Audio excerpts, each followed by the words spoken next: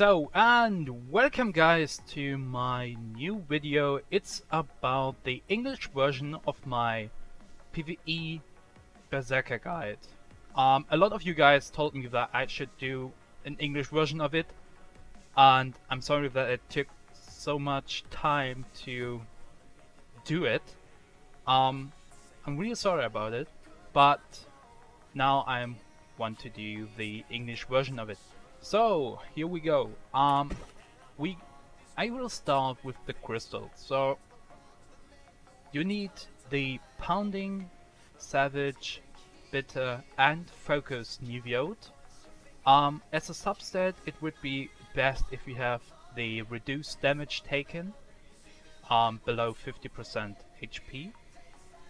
For the blue crystals, hardy, like all other classes, and for the Berserker you need the increased movement speed or the one that gives you mana if you crit from behind to have a much higher mana pool. For the green crystals, it's important to know if you have a priest or a mystica in your team. If you have a mystica in your team, you need at least 250 green crit factor. So at the moment I've got 248. It's because I have no etching on my belt, because I just upgraded it to the Storm Cry. So you need 250 with mystica in your team. So you need to play around with your green crystals and also which rings you have. So I've got at the moment the carving and pumped ring, and the pumped earring and carving earring plus the carving necklace to get this crit factor here. So you need to play around. So this is my Mystica setup. If you have a priest in your team, you need to increase your crit factor a lot. So the minimum is 320 crit factor. I have at the moment only 306. That's because I have an energetic on my weapon for the PvP, but normally you have the key one like here on the gloves. So increase crit factor by 22 to have minimum 320 crit factor. So that's really important. That you need to have that info in your head if you want to build your setup, your gear setup. So 320 was the priest and 250 was the mystica. For the stats on the weapon, you need increased damage when attacking enraged monsters as the first roll. The next 3 rolls, if you have the frost metal, you need to have increased damage. Well, whatever. No! Yeah, you need to have the increased damage if attacking enraged monsters, the base damage by 6%, and your damage when attacking from behind if you have frost metal. If you have already Stormcry, you have a 4th slot, and that slot is for the increased crit power by 0.3%. It's important you have this one because it's much more damage if you have this stat as the crit factor. You can have the crit factor if you need more crit value. So if you have everything on crit and you can't get 320, so you have the option to roll crit factor on your weapon, but for your maximum DPS or damage from the Berserk, you need the crit power. And of course the Etching Keen for the PvE content. For the gloves, you have power, crit factor and attack speed, and the Keen Etching. For the chest, you have the Thunderstrike, you have decreased damage from enraged monsters, decreased damage taken, decreased damage attack from frontal attacks, and if you have Stormcry, for the 4th stat you need erase max HP. And the grounded etching, so for more endurance. For the shoes you have endurance and an increased movement speed. I have at the moment the decreased duration of slowing effects, that's just for the PvE content, PvP content. As for the PvE content you need the mana rig to have a much higher mana pool for all your skills, and of course the grounded etching. So as an underwear you need the crit factor, yeah, that's what you need. For the stats on the rings you have the crit factor and power on both of them, and for the earrings you have max HP and increase of endurance. Because I'm doing PvP at the moment I have decreased duration of stun effects 2 times, but for the PvE content you need the endurance. For the cyclet you have the crit factor, and on the necklace also you need to have power, and on the belt you have crit and power, and on the brooch crit and power.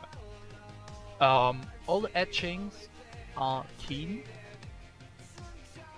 well except my belt, but all the other things have the keen. You can play around with it because you need 320 crit factor for the priest and 250 for the Mystica setup. So it doesn't really matter if you have 2 carvings like I have here for the priest setup. So I need carving, I can't play with the pumped because that's freaking low. If you run with the priest you have much more attack damage but you don't crit enough for the priest, so you need to have carving or you, that's just important info for a berserker. So 320 for the priest and 250 for the Mystica. Everything else is just play around with it if you want these stats. Did I forget something? Oh yeah, right. No, I think I have everything. So now we go for the glyphs. So this is my glyphs setup. So you have on Thunderstrike all except HP consumption, all for platinum, speed casting for cyclone, for the fiery rage you have the increased duration of flurry blows, and pumped cyclone, or the vampire blow you have the skill damage, for evasive smash you have everything else, everything except the decreased cooldown reduction, and for race you have everything except the MP replenishment. So you need to farm some tokens from the high bans if you don't meet the requirement of points needed for this glyph setup.